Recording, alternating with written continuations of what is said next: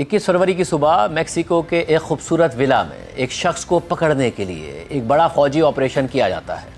और किसी फिल्म की तरह फायरिंग के तबादले के बाद वो शख्स अपने गार्ड्स के साथ ज़ख्मी हालत में गिरफ्तार हो जाता है, मगर वो अस्पताल ले जाने से पहले रास्ते में ही दम तोड़ देता है। उस शख्स की मौत के बाद मेक्सिको भर में बड़े पैमाने पर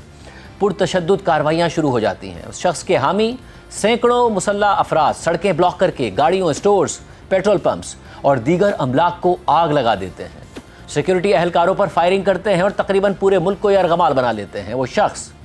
जिसके लिए ये सब कुछ हुआ, वो सिर्फ मेक्सिको ही नहीं बल्कि अमेरिका के लिए भी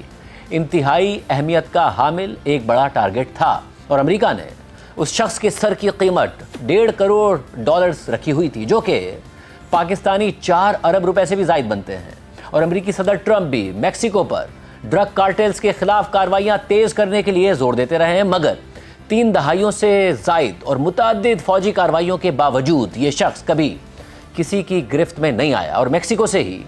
अमेरिका समेत दुनिया भर में मंशियात का एक बहुत बड़ा एम्पायर चलाता रहा और मेक्सिको के अंदर इस शख्स का नाम हर घर में खौफ की एक अलामत बना रहा। इस शख्स का असली नाम तो नेमेसियो जिगोएरा सेरवांटेस है, मगर वो अपने इस नाम के बजाय एलमेंचो के नाम से जाना जाता है। एलमेंचो इतवार को मेक्सिको की मगरबी रियासत हेलिस्को के इलाके टपाल्पा में सिक्योरिटी फोर्सेस के एक ऑपरेशन के बाद मारा गया, मगर बरसों तक एलमेंचो का पीछा करने के बाद आखिर मेक्सिको की फौज को उसका पता कैसे चला और उसे कैसे मारा गया, अमेरिका का इस कार्रवाई में क्या किरदार था और इस कार्रवाई में एलमेंचो की महबूबा का जिक्र क्यों आ रहा है,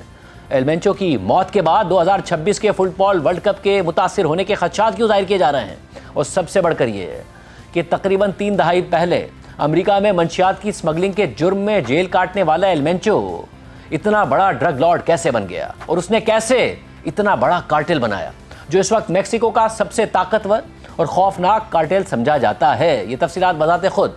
एक फिल्मी कहानी का मंजर पेश करती हैं। इतवार को एलमेंचो के खिलाफ कार्रवाई के बाद मेक्सिको के वजीर दिफा ने प्रेस कॉन्फ्रेंस करते हुए बताया कि 20 फरवरी को मेक्सिको की फोर्सेस को एलमेंचो के ठिकाने के बारे में ठोस इतला मिली और फिर